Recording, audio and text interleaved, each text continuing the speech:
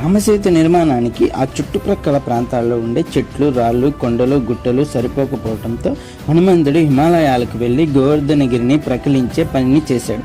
కానీ హనుమంతుడు ఎంత ప్రయత్నించినా గోవర్ధనుడు అంగుళం కూడా కదలలేదు.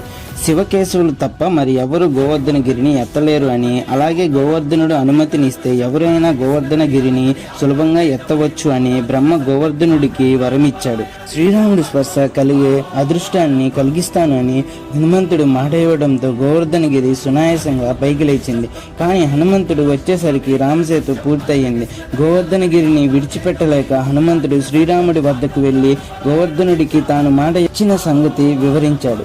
ద్వాపరయుగంలో తాను శ్రీకృష్ణుడిగా జన్మించి గోవర్ధనగిరిని చిటుకున వేలుతో పైకి ఎత్తి ఉద్ధరిస్తాను అని చెప్పడంతో హనుమంతుడు అదే విషయాన్ని గోవర్ధనుడికి చెప్పి గోవర్ధనుడిని మధుర మండలంలోనే ఉండమన్నాడు. మీకు ఈ వీడియో నచ్చినట్లయితే కామెంట్ బాక్స్లో జై శ్రీరామ్ అని కామెంట్ చేయండి. మరిన్ని వీడియోల కోసం మా అవర్ టీవీ తెలుగు ఛానల్ను సబ్స్క్రైబ్ చేసి మా వీడియోను లైక్ చేయండి.